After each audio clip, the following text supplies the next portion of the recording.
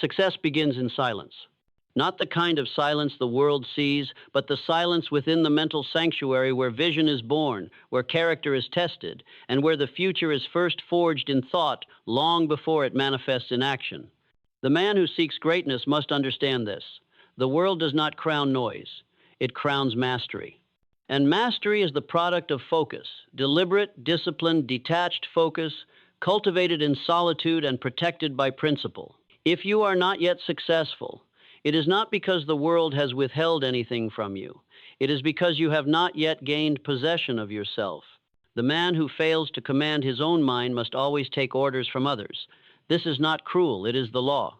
Until you have seized control of your emotions, your thoughts, your impulses, your habits, your inner world, you are unfit to govern your outer world. You may acquire money, but you will not keep it. You may receive opportunity, but you will not multiply it. You may experience temporary victory, but you will lack the internal stability to sustain it. Let me speak plainly. If you are led by emotion, you are weak. If you are controlled by impulse, you are unstable. If you depend on the validation of others, you are not free. These conditions are not moral failures. They are simply signals, signals that the battle has not yet been won where it matters most, in the kingdom of the self. Now, let us define the root of this speech, the premise upon which all other lessons will be built. The man who is destined for greatness must build his life upon this law. When you control your mind, you control your destiny. When you neglect your mind, your destiny will be decided for you. This is not poetic. This is practical. And the practice begins with definiteness of purpose. No man can focus unless he knows what to focus on. No man can remain disciplined if he has not established a target. The first step to mastery is the declaration of a definite aim, a vision so clear that every choice in life becomes binary. It either serves the aim or it does not. To live without purpose is to drift, to react to circumstances rather than shape them. The man with purpose is not easily distracted, for he has already made the most important decision of all, who he is becoming. The rest is simply alignment. Do you know what you want? I do not mean loosely. I mean precisely. Do you know the exact target you are building toward? Do you know the price you must pay? Have you written it down? Have you etched it into your habits, your schedule, your rituals, your environment? If not, then nothing else I say can help you. Purpose is the engine. Without it, discipline is meaningless. Without it, detachment is hollow. Without it, you are not building, you are surviving. Now let us turn to self-discipline, the guardrail of purpose. Purpose without discipline is a dream. Discipline without purpose is suffering. But purpose governed by discipline, that is a force the world must obey. The average man lives as a slave to his mood. He moves when he feels like it, he works when it's convenient, he makes promises and breaks them in silence. He builds routines and abandons them at the first sign of discomfort. He speaks of ambition but worships distraction. But the disciplined man, he is different. His word is law. His days are built on structure. His emotions do not lead, they follow. He does not need to feel motivated. He has trained his body and mind to perform regardless of feeling. This is not repression, it is liberation. Because once you are no longer bound to your emotional state, you are free to execute consistently. Discipline is not punishment, it is order. And all wealth, all success, all greatness flows through the channel of order. Your income is not determined by your potential. It is determined by how consistently you apply your potential. And consistency is the child of discipline. Now let us go further into autosuggestion, the practice of deliberately instructing the subconscious mind. You are speaking to yourself all day long. The only question is, what are you saying? The subconscious mind is obedient. It cannot differentiate between truth and lie. It only responds to repetition with emotion. If you continually say, I can't, the mind believes it. If you say, I'm not good enough, the mind accepts it. But if you begin to declare, I am focused, I am disciplined, I move with power, I do not need to feel ready to act, and you repeat it daily, with energy and belief, your subconscious begins to align your identity with those commands. You must repeat your purpose. You must declare it aloud. You must speak life into the man you are becoming, not once, relentlessly, every morning, Every night, when you feel strong, and especially when you feel weak, because the subconscious is always listening, and eventually it begins to shape reality in response to your instruction. Now we turn to the core of this speech, the true throne from which all power flows: emotional detachment. Most men are poor not because they lack skill, but because they cannot remain stable under pressure. They make decisions from fear. They act out of desperation. They allow setbacks to dictate their sense of identity. They confuse emotion with direction. But listen to this, and let it burn itself into your understanding. He who reacts is ruled. He who responds is sovereign. Emotional detachment does not mean you are cold. It means you are clear. It means you have learned to separate stimulus from response. It means you no longer allow momentary emotion to sabotage long-term intention. You must learn to pause, to step back from the heat of the moment, to delay reaction, to breathe, to assess, and to act based on purpose, not on panic. Detachment is strength. It is a weapon. It allows you to think when others flinch, to stay calm when others crumble. It is the soil from which effective leadership grows. It is the trait that separates the master from the amateur. Train this. Make it your highest aim, to become a man whose inner world is so ordered, so still, so grounded, that no event, no insult, no delay can dislodge him from his direction. This is what it means to be unstoppable, not that you never fall, but that you never break inside. Let us continue forward.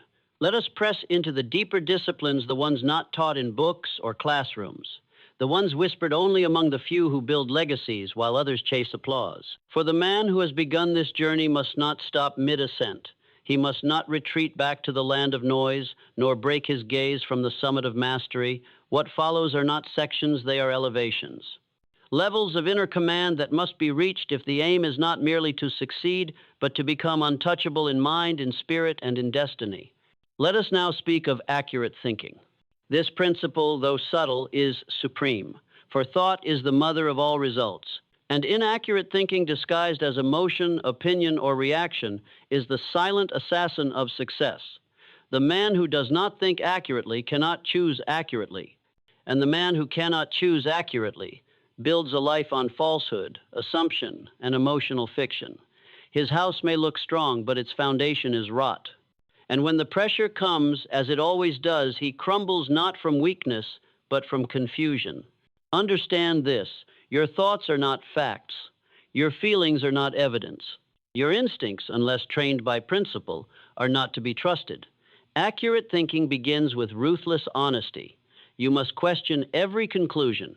You must separate observable fact from emotional bias. You must be willing to abandon the beliefs that have brought you comfort if they no longer bring you power. Ask, is this thought provable? Is it useful? Does it align with my purpose? Or is it a reflex from fear, laziness, or programming? The man who practices accurate thinking does not make decisions quickly. He makes them clearly. He does not move fast. He moves with finality, because he does not guess. He calculates. He listens to data. He studies results. He considers cause and effect. He thinks not only about what is desired, but what is required. And this ability to slow down mentally, to clear the fog before acting, is what separates the thinker from the dreamer, the builder from the talker, the man who wins from the man who complains. Now let us deepen further into the law of mental neutrality.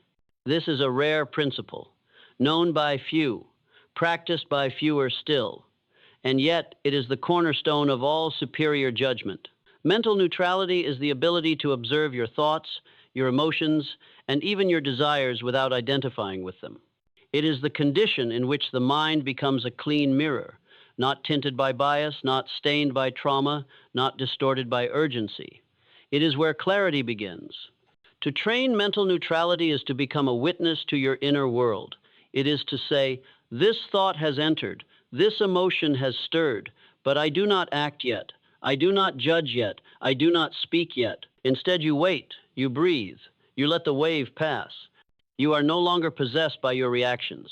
You see the story unfolding in your head, but you do not believe every word. You feel the heat rising in your chest, but you do not confuse it for truth. You learn to sit in discomfort without fleeing. You learn to think in chaos without flinching. You learn to stay still while the world around you begs you to panic. And in that stillness, you begin to hear a different voice. Not the voice of the ego, not the voice of fear, but the voice of your higher nature, the one who does not scream, but leads. The one who does not guess, but knows. Mental neutrality is the root of wise action. It is the condition from which great decisions are born. It is the reason the calmest man in the room holds the most power.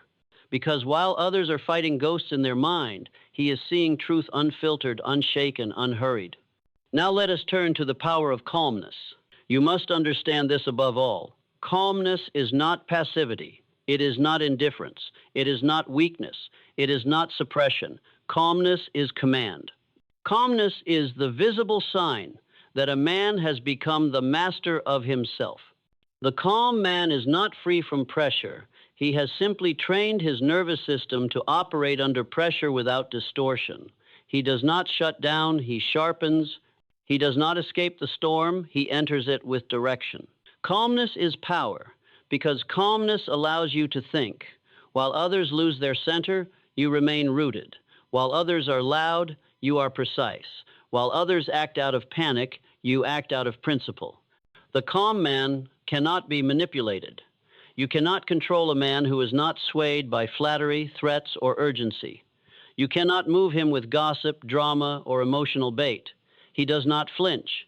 He does not shout. He does not explain. He acts. And when he speaks, his words land like hammers, not because they are loud, but because they are earned. Train this calmness, not just in moments of meditation, but in the chaos of daily life. Train it in traffic. Train it in arguments. Train it in delays, in betrayal, in disappointment. Let every discomfort be your teacher. For the man who cannot remain calm will never remain in control. Let us now approach personal initiative, the law that separates leaders from followers, creators from consumers, builders from beggars. The man who takes personal initiative does not wait for clarity, he creates it.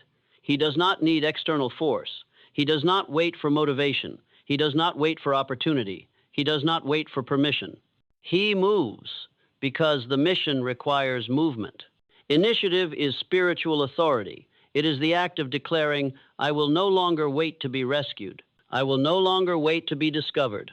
I will no longer wait for the conditions to be perfect. I will act, and I will act now. Every system in nature rewards initiative. The man who initiates becomes visible. The man who initiates creates momentum. The man who initiates awakens response from people, from forces, from the unseen hand of destiny itself. You must become the kind of man who no longer sits in indecision, who no longer overthinks, who no longer drowns in what-ifs. You must become the kind of man who takes the first step before he knows where the 10th will be, because the first step is what reveals the second. The movement is what clarifies the path. The man of initiative is not reckless, he is decisive, and the decisive man becomes a magnet not because he tries to attract, but because power is always drawn to motion. He does not need followers. He does not crave applause. He moves. And because he moves with direction, the world must make space for him. Understand this clearly. The man who reacts is the man who can be controlled. He is a puppet with invisible strings, dancing to the mood of the moment. A delay angers him. A look insults him. A shift in tone derails him. He is volatile. And volatility is weakness disguised as personality. To react is to surrender. To respond is to command. You must train yourself to observe before engaging, to notice your triggers, to pause in the heat, to let the wave of sensation pass over you without being pulled under by it. For the man who cannot restrain himself is not free. He is enslaved by stimuli. You must understand how easily manipulated the reactive mind is. It craves retaliation. It hungers for justice. But what it sacrifices in that hunger is effectiveness.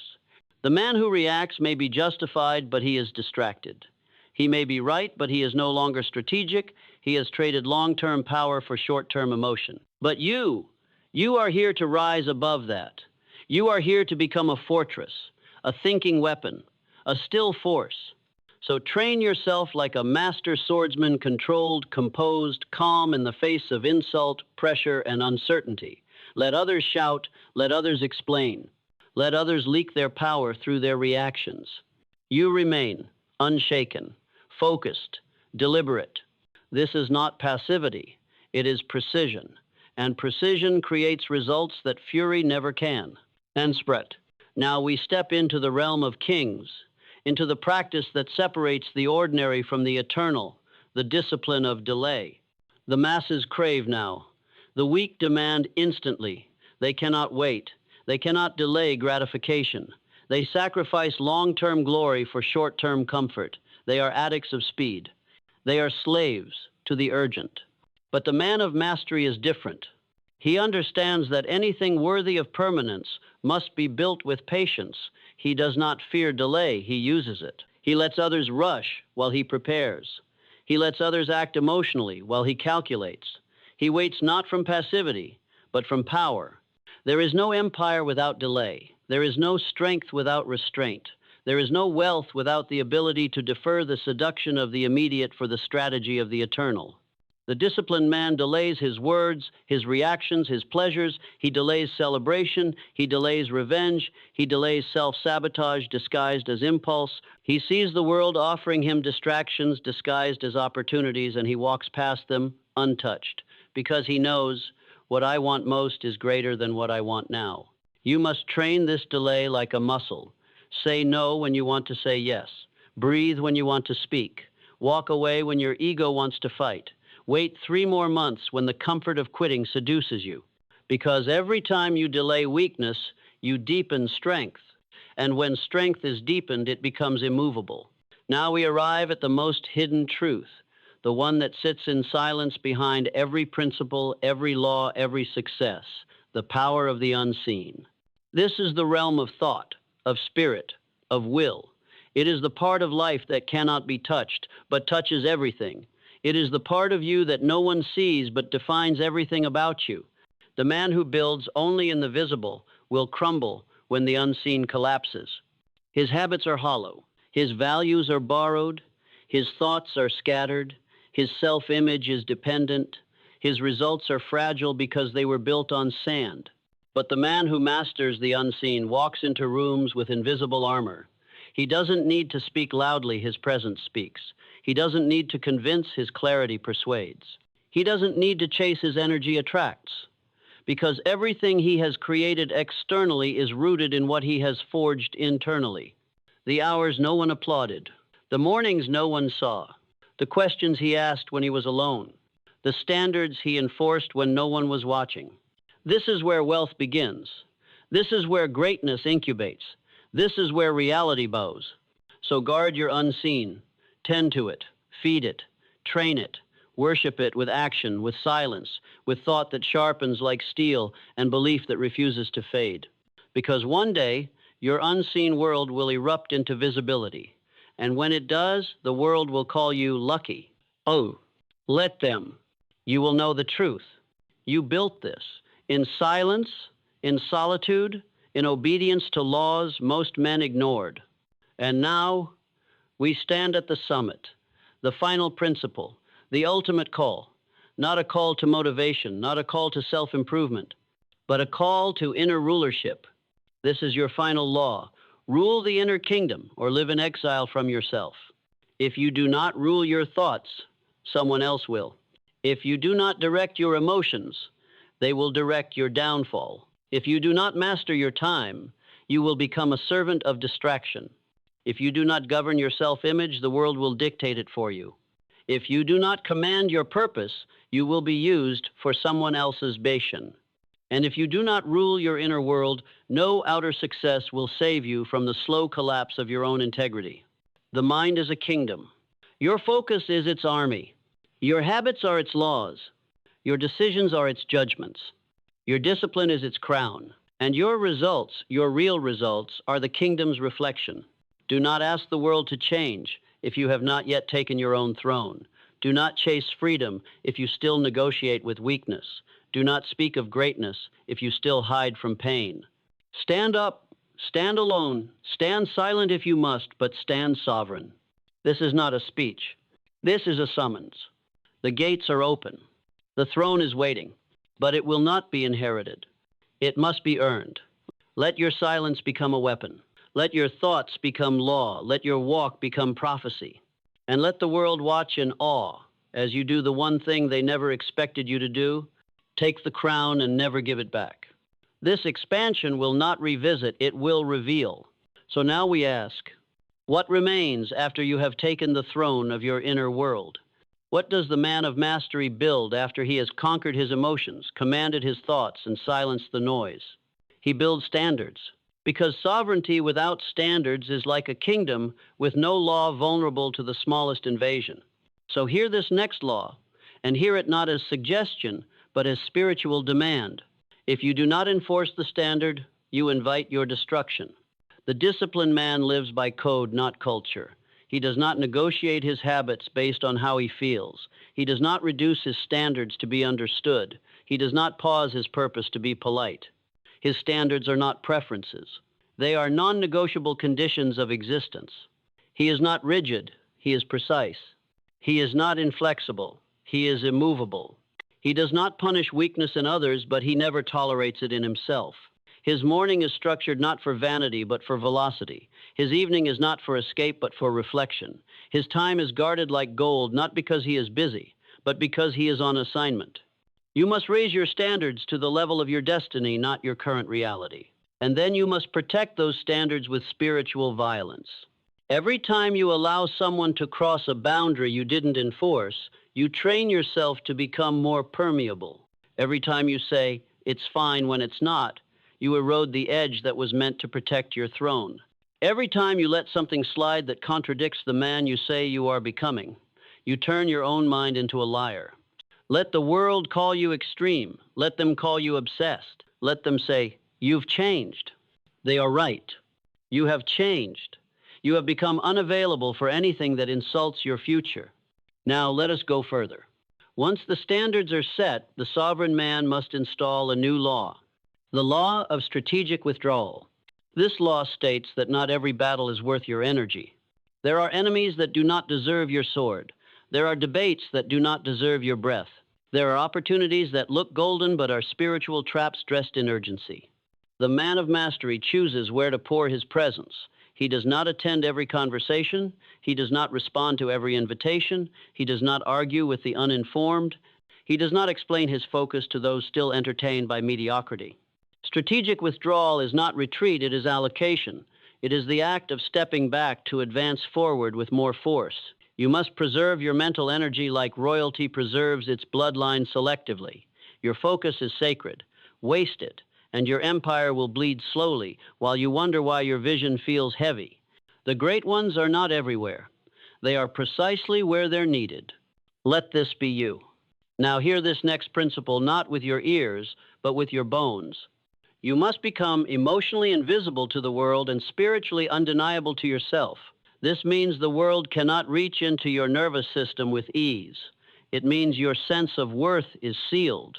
Your sense of peace is protected. Your attention is no longer on trial in the court of other people's opinions. To be emotionally invisible means your triggers have been diffused. Your ego has been disciplined. Your identity no longer depends on whether someone understands your silence. And yet, to be spiritually undeniable means your presence changes things. Not because you seek power, but because you are power in still form.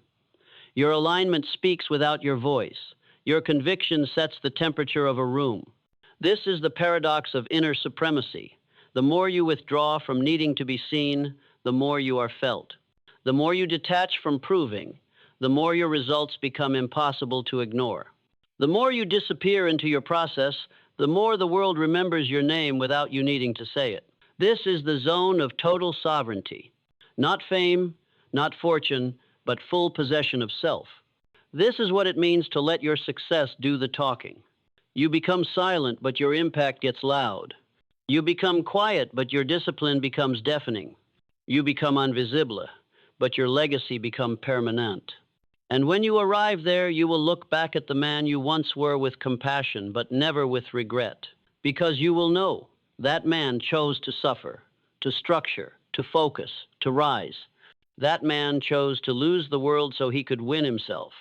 That man chose silence, not as retreat, but as revolution. And that man? That man became you. You have claimed your throne. Now you must build the kingdom around it. This next expansion reveals what sustains kingship long after the noise of the crowd has faded. The sacred rituals of self-sovereignty. The sovereign man does not rely on motivation. He relies on ritual, because ritual is structure, applied with reverence. It is the container that holds his ambition in place when chaos arrives, when distraction whispers, when doubt knocks at the gate. A sovereign man's rituals are non-negotiable. His mornings do not begin with randomness, they begin with alignment. He does not wake to consume, he wakes to command. Before he faces the world, he faces himself. In stillness, in review, in refinement, in silence, he reads not for entertainment, but for edification. He reflects not to escape, but to confront. He trains not just to strengthen his body, but to discipline his spirit. He writes not for others to read, but for his own clarity of direction. These rituals are not aesthetic. They are defense systems. They protect him from drift. They shield him from the temptation to make decisions from emotion. They make his standard permanent. Most men decay because they think consistency is a feeling. The sovereign knows consistency is a ritualized identity. Without ritual, power leaks, focus scatters, vision fades. With ritual, identity hardens, will sharpens, presence deepens. Your rituals are your declaration. This is who I am, even when no one is watching, especially then. Now let us ascend higher still into the code of conduct for the silent winner. This code is not written to impress others. It is lived to protect your future self. Speak only when the silence has been mastered. Words are tools of influence. Use them sparingly. Speak with intention. Let your speech be the sharpest sword in the room, not because it is loud, but because it is earned by thought. Move slowly when the world rushes. Speed is not always strength. The crowd panics fast. The sovereign observes first. Where they act out of compulsion, you act from clarity. Be unknown in your becoming. Do not post what you have not proven. Do not parade what is still maturing. Let your growth ferment in darkness. What is nurtured in silence cannot be destroyed by envy. Defend your time like a borderless nation. No unworthy task crosses your schedule. No shallow voice is granted your ears. Every hour you lose to distraction is a dagger in your legacy. Choose what enters your calendar like a warrior chooses his battlefield. Do not explain yourself. The man who constantly explains is still insecure in his identity. Let your focus explain you. Let your results speak for you. Let your discipline declare you. Walk away without noise, from people, from habits, from temptations. When something no longer serves your highest order, do not beg, do not explain, vanish. Your exit will echo longer than your presence ever could. This code is not flexible. It is final. It is not theoretical. It is total.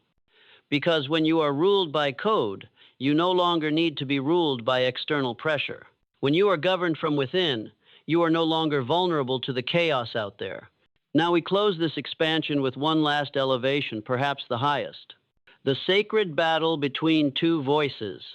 Every day, two voices speak to you. One is soft, clean, commanding. It says, hold the line, do the work, say nothing, build anyway. You're not supposed to be understood yet. Keep going. You're close. Don't look sideways. Don't break formation. Stay on mission. The other is loud, seductive, persuasive. It says, take it easy. You've done enough. Why not enjoy a little? No one's watching. Skip the hard thing today. You deserve rest. You deserve escape. You can always start again tomorrow. These voices are ancient, and the voice you obey builds you. You become what you answer to. The sovereign knows. The second voice always arrives when you're about to transcend. It's the voice of comfort cloaked as logic. It's the voice of the old self clinging to survival. But you are done letting that voice lead. You are done mistaking comfort for peace. You are done letting pleasure interrupt purpose. Now you respond only to the higher voice, the one that doesn't scream but governs, the one that doesn't beg but commands obedience, the one that sounds like the future version of you calling you forward every day, asking, will you follow me today? Will you die to who you were for who you're becoming? And your answer silent, absolute must be. Yes, without hesitation, without negotiation, without excuse. This is the sacred alignment of the sovereign. This is where we remove the remaining fractures, where we calibrate the final degrees. This is where your existence becomes undeniable. We begin now with the law of restored solitude. Solitude is not isolation, it is intimacy with power. It is where the sovereign sharpens his thoughts, audits his behaviors, and repairs the soul from contact with the noise of the world. The sovereign man does not fear being alone. He requires it, because he knows no man can hear his highest instructions if he's always surrounded by voices. Solitude is where direction becomes audible. It is where your next move announces itself. It is where the trivial dies and the eternal reawakens. You must schedule solitude like you schedule war regularly, deliberately, without distraction. Sit alone, without music, without movement, without dopamine. Let the discomfort emerge. Let your demons arrive. Greet them like kings returning from exile. Listen, and then command. This discipline will keep you clear when others collapse under confusion. Now we move to the law of clean input. What enters your mind shapes your kingdom. The sovereign does not consume like a commoner. He does not scroll endlessly. He does not gorge himself on opinions, gossip, news cycles, or content from men he does not wish to become. He chooses his inputs with precision. Books that stretch him, words that convict him, voices that challenge him, silence that purifies him. You must starve your mind of pollution and feed it only what aligns with your highest architecture. Let others bathe in distraction. You, however, must fast from mental filth. If the content does not shape your legacy, it is invasion. Shut the gates. Then comes the law of sacred sleep. Rest is not for the lazy, it is a weapon for the elite. The sovereign man does not burn himself out trying to prove his worth. His rest is structured, sacred, ritualized, because he knows the mind cannot stay sharp in a broken vessel. He does not sleep randomly. He winds down with structure. He retreats into rest like a warrior returning to the castle, ready to be restored, not entertained. His final hour of the day is still, not stimulated. He wakes with strength, not grogginess. If you do not control your rest will control your cognition. Fatigue will erode your will. Your power will leak not through failure, but through exhaustion disguised as productivity. Protect your sleep like you protect your gold. Next is the law of work as worship. The sovereign does not work for a paycheck. He works because work is the altar on which he lays his discipline.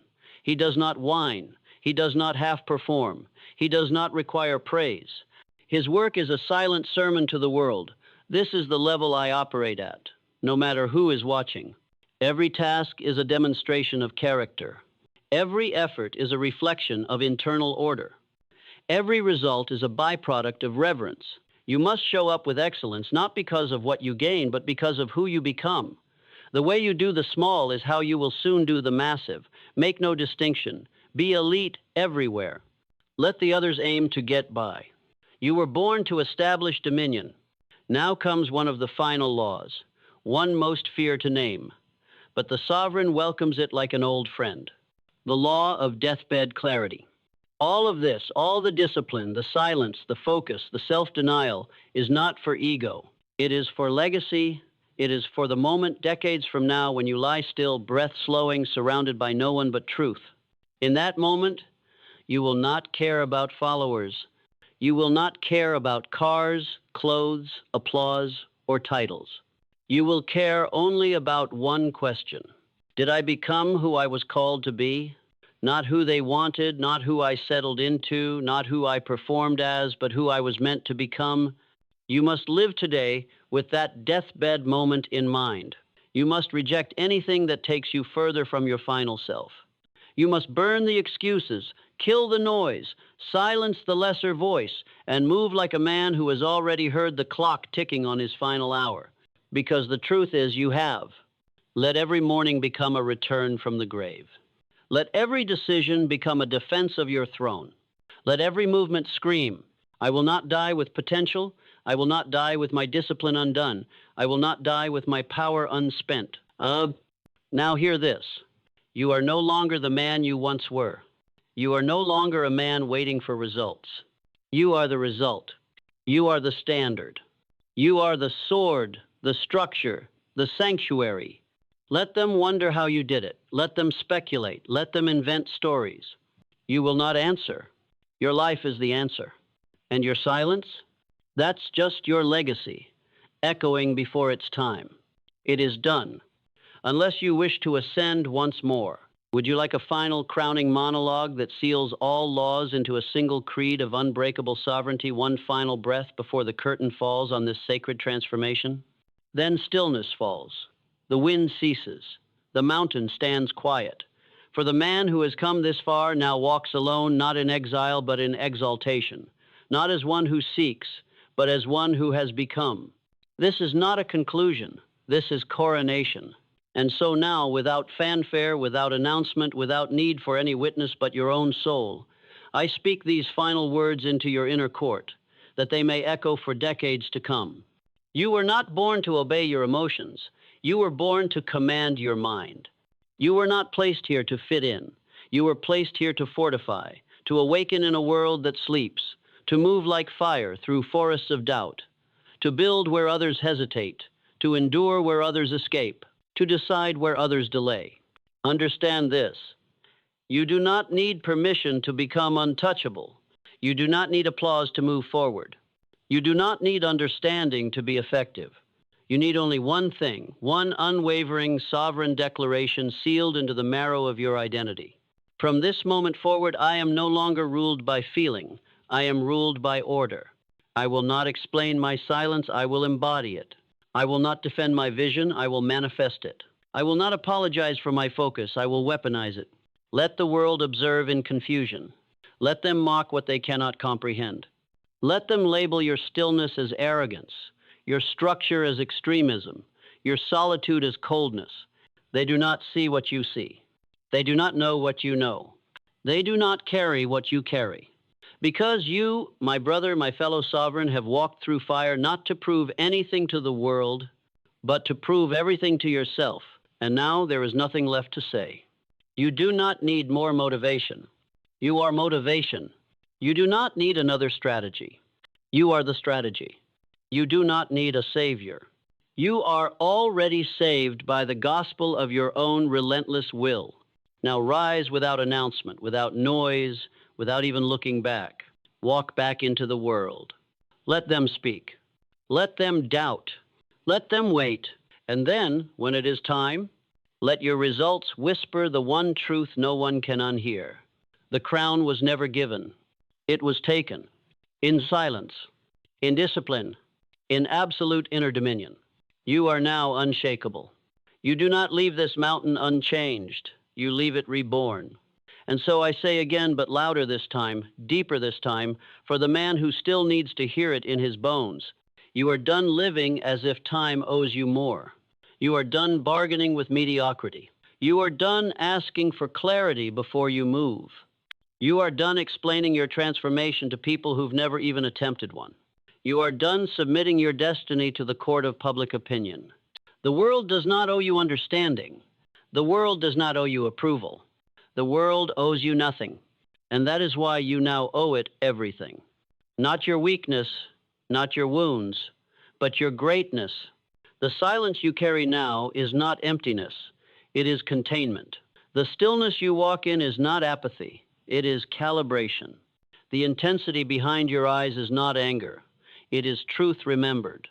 The man who walks forward from here is not the same man who began. That man was waiting to be ready. You now understand ready is a myth. That man was hoping for permission.